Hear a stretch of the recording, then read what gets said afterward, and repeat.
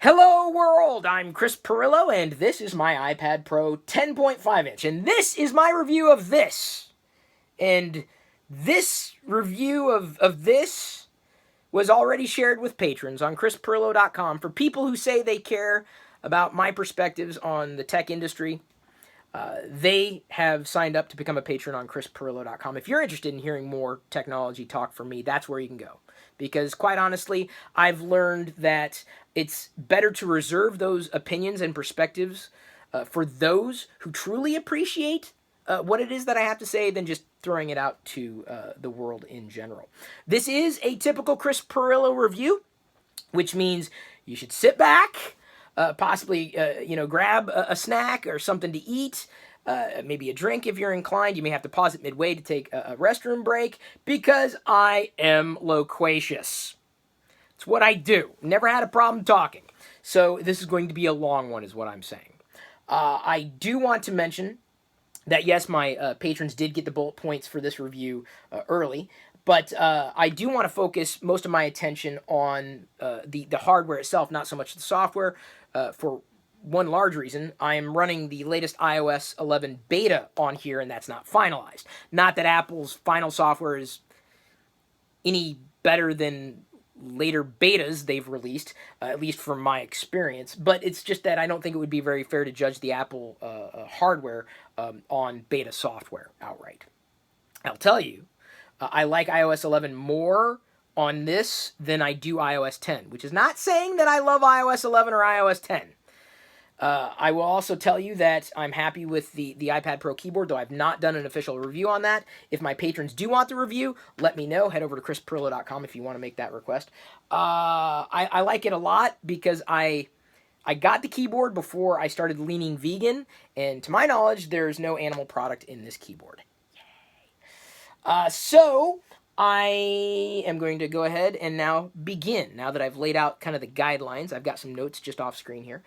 ProMotion is a feature that I talked about in my initial impressions, probably one that you've already researched. I'm guessing that you've probably watched every possible iPad Pro review that's been put out there. But the thing you got to keep in mind about a lot of those iPad Pro reviews, they may come from experienced techies. But those techies probably aren't talking to the average consumer, one. Two, they likely didn't have the hardware for very long before they reviewed it. I actually used the product because I believe that if I'm going to provide a review, I have to tell you, like, the ins and outs. You've got to know that I've had longer than a week's experience with this thing, in conjunction with that thing. ProMotion is a feature that is baked in at the hardware level to newer iPad Pros. I expect the feature to trickle down into other areas of Apple's hardware offerings, specifically the iPhone, I would hope. But it effectively raises the refresh rate such that not only do you find more fluidity in using the Apple Pencil? I don't have that, nor do I want that. It's not my thing. I never really was a fan of a stylus in general, but my work does not necessarily require it. But for the average user, what you're going to see is a far more fluid system, by and large. The refresh rate, generally speaking, in day-to-day operation, is smoother for the most part, and I have to qualify it because it's not the ultimate hardware tweak that has completely eliminated the jank in iOS. Unfortunately, the jank is still there. In fact, as I also mentioned in the initial impressions, it's probably more apparent now. Apple's rather lackluster software development practices in relation to software performance on any given hardware.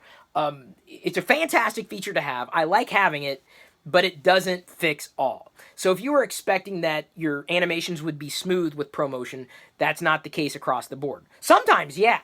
If you were expecting that you wouldn't see another frame skip in iOS with ProMotion, that's not the case either. This is not about having bad hardware or a bad faulty unit. It's really just that Apple hasn't been optimizing its software performance since the release of iOS 7. That hasn't changed. It's mitigated it sometimes. iOS 11 doesn't perform any better than iOS 10 in that respect. I would hope that at some point in the future, Apple would just pause its hardware development just for a little while to work out some kinks to clean up the fluidity and return us to at least a decent, responsive software experience. So the iPad Pro hardware is capable. The software, whether we're talking about iOS 10 or iOS 11, is not, even with ProMotion. So I have to say I like the ProMotion feature. It just doesn't fix all of Apple's software performance inconsistencies, which are just wild and well documented. And don't even get me going on the sloppy, because that's more in software, right? The slop, the iOS slop. 10.5 inches. Remember, I said I wasn't going to talk about software. 10.5 inches, hardware, back to hardware, seems about the right size for me. Though I will tell you, if Apple had ProMotion in the 9.7 inch variety of iPad Pros, I probably would have gone with the 9.7 inch iPad Pro. Not because I don't like higher resolutions, just that most of the software, and I don't mean software out of the box necessarily, just the software that's out there, third-party software, which, let's face it, there's like a mountain of. Not that I see a lot of new iPad apps released so much anymore, but or at least apps that are specific to the iPad. I like that size because the software is better optimized for it. There's certain apps that I use from popular vendors that just aren't optimized for a larger screen than a 9.7 inch iPad Pro. So developers have to start developing specifically for this screen size, the screen resolution, etc. And they haven't necessarily done it outright. And it's more painfully apparent in certain apps than in others. There's blur to the text or some text. It was even more egregious on the 12.9 inch iPad Pro, and so I'm grateful that Ryan Matthew Pearson purchased that from me. He's a patron of mine on chrispirillo.com. Has been a longtime supporter. He writes about technology trends as well in popular trade publications, if people still call them that, blogs. So it seems like the right size for me, but I would be happier if Apple packed the same type of power in a 9.7 inch iPad Pro, if only because the software is not quite there yet. But again, this isn't a software review. I'm just telling you. I like the size. The size seems right. 12.9 inches was definitely too big for me. But it's not the size that counts. It's what you do with it. It's what you want, right? And this is something that I want. It's just that I know even after using it, I probably would have preferred the 9.7 inch. Now, I say that not having ever used an iPad Pro keyboard. I like the layout of the keys. I like the action of the keys. Sorry, I know this. I'm just sneaking these little things in, right? Little bonuses. There you go. But it seems that having this as an iPad size better accommodates a more comfortable keyboard layout. So the two are definitely designed to work together. It is ready for iOS 11. I don't know if iOS is anywhere near ready for the world in its beta stage, or even if it releases, or when it is inevitably released in its final form, if it will be ready either. This is my first iPad Pro with what they call a true tone display. So effectively, it measures the ambient light and the color and the temperature of the light, and then adjusts the display accordingly. And I didn't realize that I would want something like that, but I do. And it really works out quite nicely, and I do wish I had the True Tone feature specifically with my other hardware, because not having it is kind of apparent. You go from this very comfortable looking display or whatever's on the display, whether it's graphics or text, and then you move to another display and it's like, whoa, that's really blue. Or if it's, at night and night shift is on, whoa, that's really red. It's kind of a nice little feature. It was a nice little bonus to have. I really appreciate having it. I wouldn't necessarily suggest that you need to upgrade to a True Tone iPad, because I didn't in the last generation. But I'll get to more of that in a bit when I start diving deeper into who I think this is for and who I think this may not be for. Battery life has been sufficient for all-day use. In fact, I may go a few days between charges. If I'm using it more, of course, you need to charge more frequently. I am happy that that the battery does last enough, or for enough time for me to do what it is that I might want to do in the average day. I don't carry it around with me. It's typically here in the play shop. I haven't necessarily taken it outside unless I do want to do some writing. Then I will take it outside of this environment. Or if I want to go mobile with it, I've been fine with that. And so battery life has been fine, right? You know, I don't know about using synthetic benchmarks, but I will just tell you that it'll get you through a day. You know, unless you're doing like seriously like video processing heavy everything all the time, then you may need a charger or you may need to plug it in in a few hours. But it's been fine, and that to me is enough. That tells the story. I was able to get through a day with average use. The camera lenses, front and back, are welcome to upgrade. Always are. In fact, I've been inclined to in the past upgrade devices that I might use on a regular basis, specifically for the bump in camera. This is the first iPad I've had, to my knowledge, with a flash. Not that I've used it all that much. But having a higher quality camera on an iPad Pro is great because you can never have a good enough camera, right? The best camera is the one you got on you. And there have been times I've been inclined to record video on an iPad, but I haven't because it just doesn't work as well as, say, a camera in another device, right? Or the quality is not as high. It's just that I may be inclined to do that on a more frequent basis now that the camera pretty much matches the iPhone 7's camera, or at least to my eyes. It certainly seems to do as well as that. The display is well suited for both text and graphics, which, you should expect. I wouldn't say that I saw any massive differences between this particular model and, well, other iPads, apart from, as I mentioned, the True Tone display being able to adjust the color and the temperature, color and the color temperature. Sorry, I'm repeating myself, but I'm trying to talk through it. Hey, this is a Chris Pirillo review. You sit down and you keep snacking, if you're snacking. If you need to hit pause to take a restroom break, this may be a good time. The idea that graphics would be dramatically improved, I have not seen happen necessarily. Yes, it's got a faster processor inside, but I'm not a huge fan of synthetic benchmarks, and I've honestly yet to see an app that could take advantage of it outright. And maybe I just wasn't using the right apps before, or maybe that just wasn't my use case. I don't think the average user is going to see that.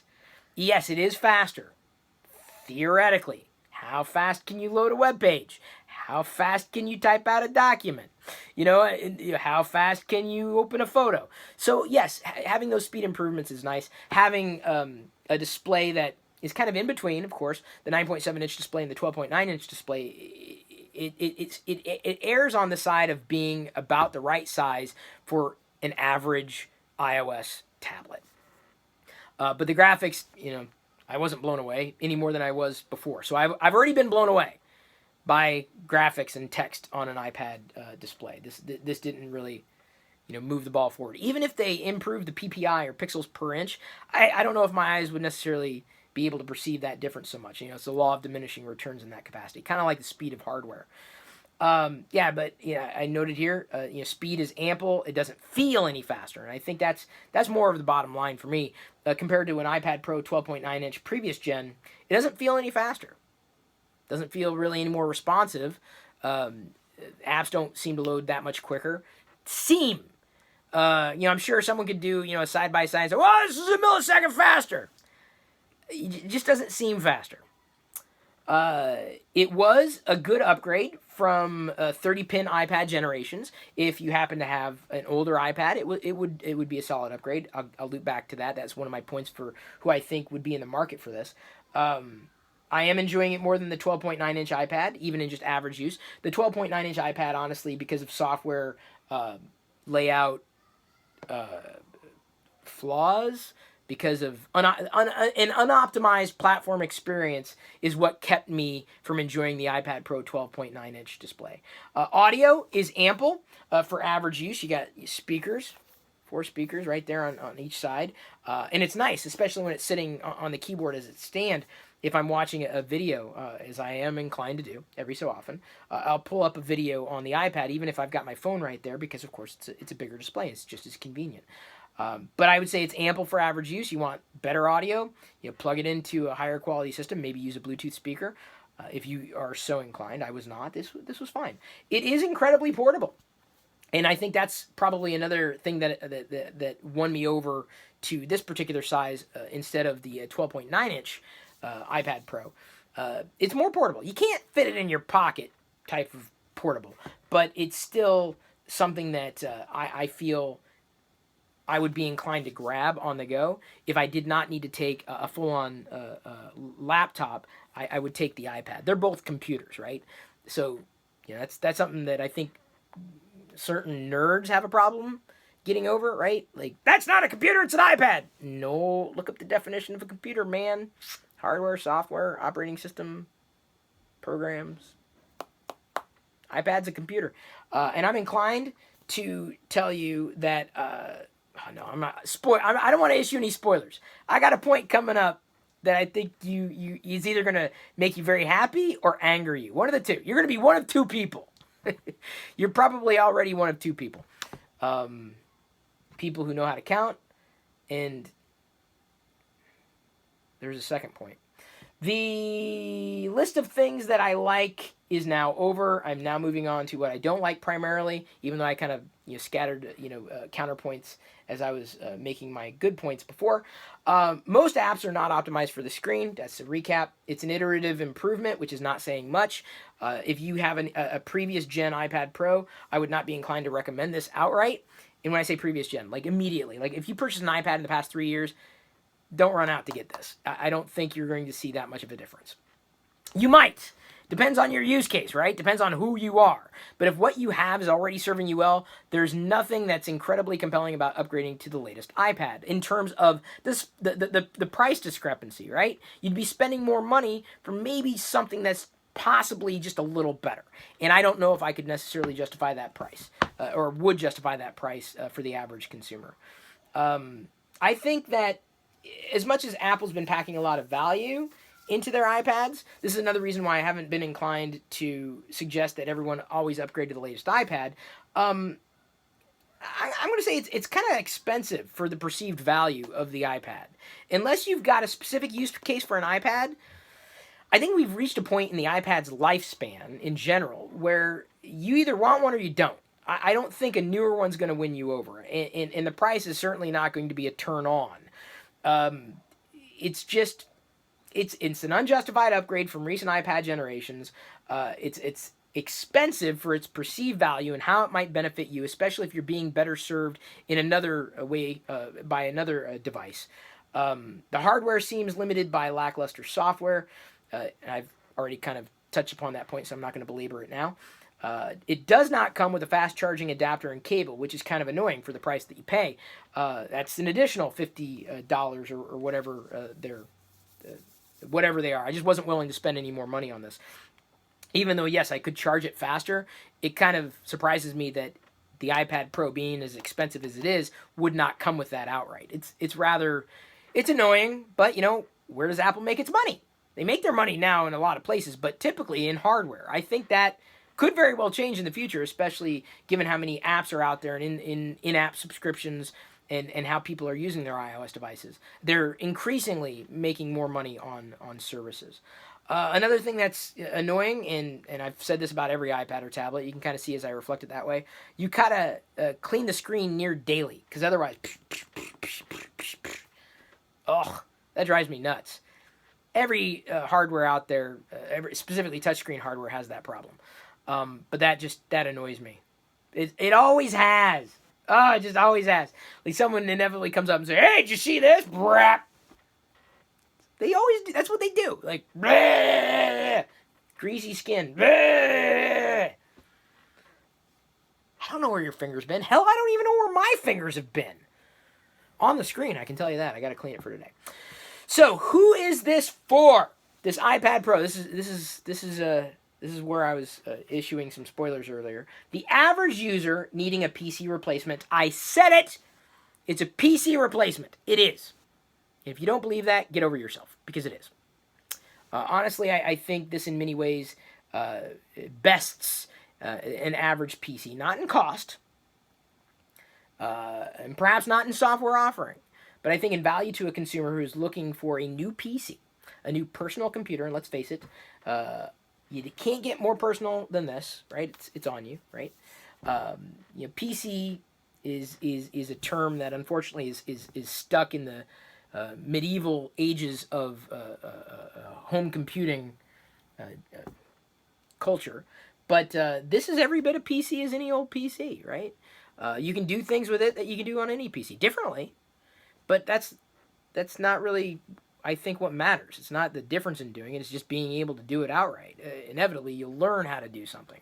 And I think a new user could dive into the iPad and its default software with a great degree of ease, even if they've never touched a computer in their life. But if they have, I think they're going to find this just as easy to use to accomplish tasks. Because, when you fall in love with technology for what it is, you're going to be disappointed. You are. It's not about what technology is, it's about what it does.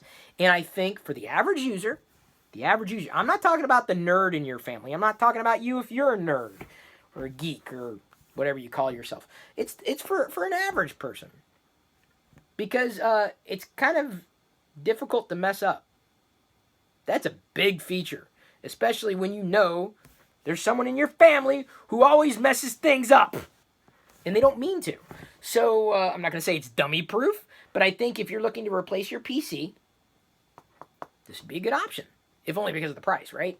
And you just don't have to worry about certain things with an iPad and iOS that you may not even be concerned about the things that I'm concerned about. But this isn't your review; it's mine.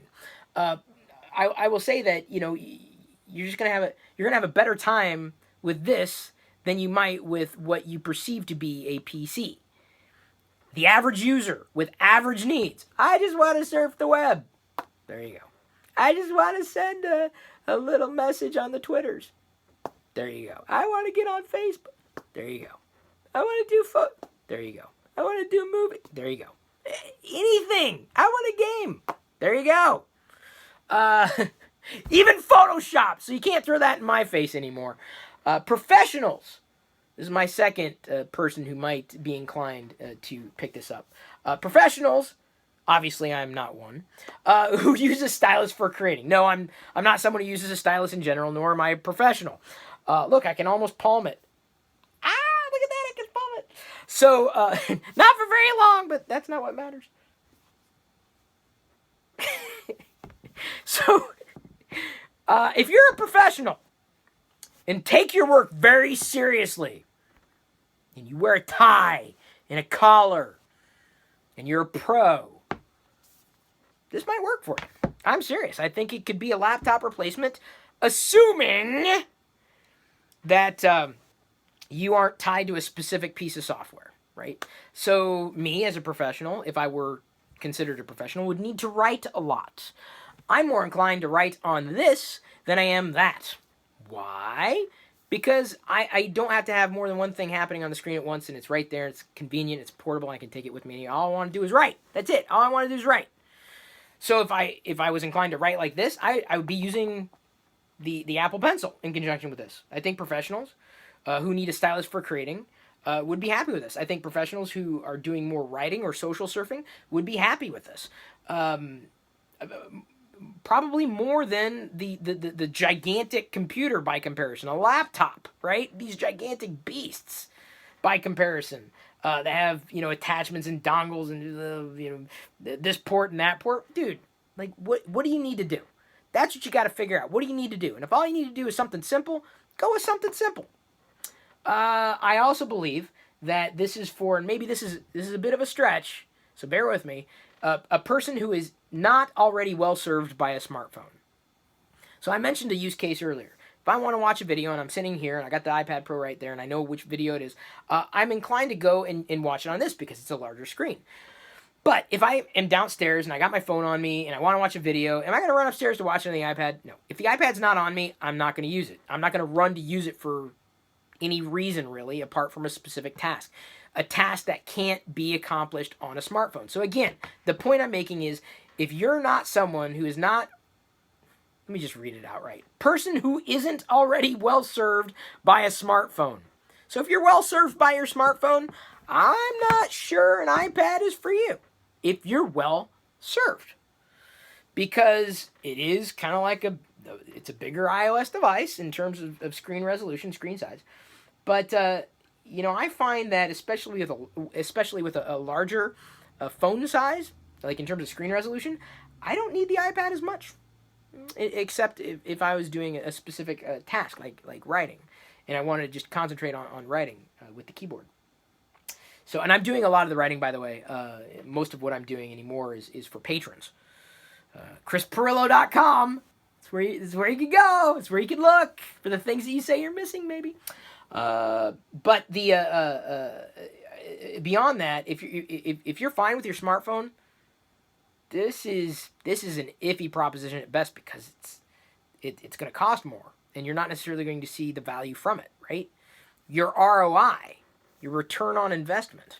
Yeah, it's neat to have, sure, but what are you going to use it for? I mean, let me put it this way. Is this iPad doing me any good right now? No, because it's not working. It's not on, right? It's just sitting there. It looks okay. But that's not the point of technology. That's not the point of hardware, though. The point of hardware is to help you do something. So you got to figure out what it is that you can't do right now, what it is that you need to do. And that's where you may have an answer to your question of whether the iPad is right for you. Don't do it because it's new. Don't do it because it's an iPad. Don't do it because it's Apple. Don't do it because someone else has it. Don't do it because you think it's going to work better. Do it based upon what it is you absolutely need. Because it is, and I would say this whether the product was $100 or $800. And I think it was $800. I wish it was $100.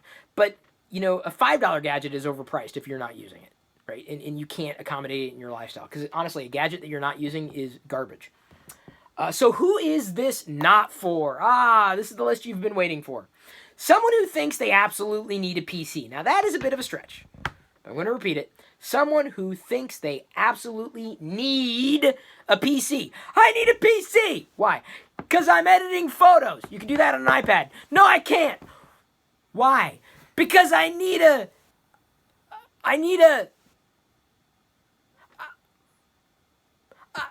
something that it doesn't have. Okay. Where's your use case? Like, if you absolutely think you absolutely need a PC, there's a reason. And it's probably software related, not hardware. Maybe it is hardware related in conjunction with the software. But if you absolutely think you need a PC, I don't think there's any convincing you that you need an iPad. Because quite honestly, the lines are blurring. And I don't just mean in terms of hardware capabilities, but I mean in terms of software and service capabilities. Apart from software differences and variations and opportunities or offerings, there's little that can separate the iPad from a full-blown traditional laptop computer system. I think the iPad computer system is ample for a lot of what we used to use a laptop for. And honestly, to the point where if I have to travel, I'm more inclined to take this than that.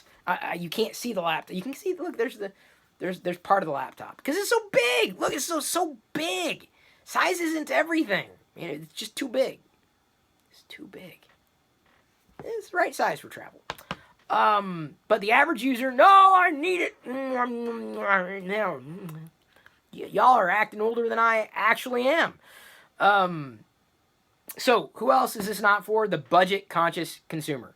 If budget is a concern at all, don't get an iPad. If you need an iPad, and I don't think anybody out there really needs an iPad, and you're wanting to save money, get a refurb, get one used, so long as you're careful about how you get those devices, especially if you buy from a third party.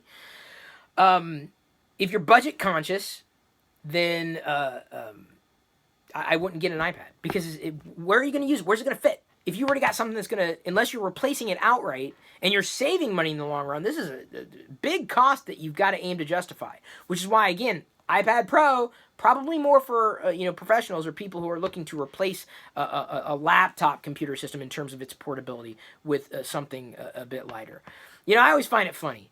How many apps are out there in the app stores? I don't care which app store has more or less because, that's irrelevant in terms of a benchmark. Maybe in terms of developer activity, but, as far as iOS goes, right, you see an app, and it's $5, an app. I've seen this happen before. People spend hundreds, if not like near $1,000 on a new device, and then they whine about spending $5 on an app that they want.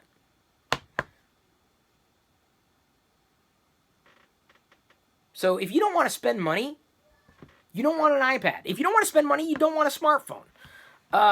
It strikes me as odd, right? This $1,000 device, and you're afraid to spend $5 on an app. Give me a break. The excuses people come up with, they're just hilarious, right? They're hilarious. It's like, the same reason why I believe that some of the things that I'm sharing with patrons is worth $5 a month, right? People say they want things from me. Okay, $5 a month. It's not unreasonable. It's worth something to anybody. It's worth something to me, certainly. I don't want to give away my expertise like that. Nobody who had, any other opportunity would think otherwise. But you gotta just consider that. Please, just consider that. If you're budget conscious, don't get an iPad. Because the apps are going to be too expensive. Because they're $5. Oh my God, might break the bank. You need a tall, cream-filled coffee, but can't get an app that you might use and enjoy because it's $5. Oh, it's not for you. Y'all are bizarre people. I don't know. I'm not picking on anybody in particular. I'm just saying, next time you... Just consider the next time that you complain about a $5 app. Or a $10 app. You just spent $1,000 on this and you're afraid to... Okay. Who else is this not for? Existing iPad overs. Existing iPad... This is almost over, by the way. Just so you know. Existing iPad owners who are already well served. That's my last point. I've reiterated a lot throughout this review. I've talked about my perspectives, some of my experiences, and more than anything, I just want you to know that I think that out of the tablets out there, I'll give it to Apple. This is easily best in class for tablets. In terms of the future of personal computing, there's near zero doubt in my mind this is it. Larger screen, fully capable productivity options. It's ample. And that, I think, is probably more exciting to me than anything. Maybe this hardware doesn't necessarily excite me, but where all this is going is very, very interesting. I think the iPad Pro, is going to get repositioned, or even just the iPad in general, repositioned with the release of ARKit and iOS 11, which will more deeply integrate augmented reality experiences, which I will note, always been excited about. VR, not as much, unless it's Star Wars. But AR, I've been interested in since 2009 when I did my first video that's still in this YouTube channel. Or in the YouTube channel, my YouTube channel. I have a couple, but that's the only one anybody ever remembers. But the fact that you may be an existing iPad owner, I think you're probably already well served. I don't think you need this new one. I could be wrong. Maybe you need a little feature on it. But if you just bought one, I'd put on the brakes, because iOS 11 may unlock a lot of those same features for you. Granted, on paper, it may not be spec'd out, but I'm not sure, apart from certain scenarios, the average person is going to see the benefit of some of these things. It's an incremental improvement. Depending on which iPad you're coming from, it's an incremental improvement. But even from a previous gen iPad Pro at 12.9 inch, it doesn't seem that much faster. Everyone thinks that CPU speed is everything. It's not. Everyone seems to think, I should say, they put so much attention on specs, right? I think specs are largely irrelevant. And I've largely been proven to be true in that. Specs are largely irrelevant. It's about the experience. Apple does have a long way to go to optimize its software specifically for its hardware. The iPad is not an exception to that rule. Sorry, I got a piece of dust in my eye. I apologize for that. I think I mentioned this in one video. I'll mention it again, and if this is a repeat, I apologize. But when I was going in to get the iPad Pro, the clerk, or Apple Store employee, or whatever they're called, was telling me it's got the A10 processor, A10, A10X. Oh God, what was the quote from Mr. Mom?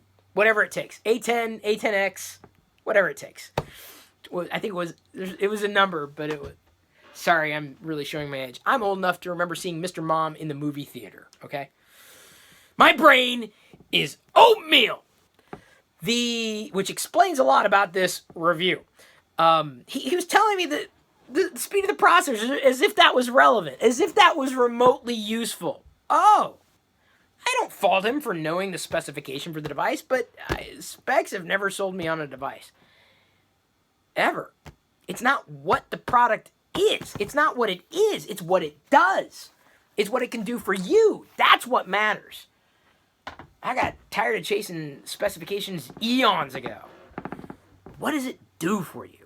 So, I hope you appreciated the time that I took to do this for everybody, not just my patrons who did see this video first. You can become a patron at chrispirillo.com if you are at all interested in my style, because let's face it, that's all I got. All I got is me, and I'm happy to be me. Some people are happy that I'm me, right? They wish I wouldn't stop talking, and in some cases, I'm in that position where I just don't stop talking, especially when it comes to a long-winded discussion about the iPad and my perspective on it. Thank you. I do appreciate the time that you spent with me. I love you. I appreciate you.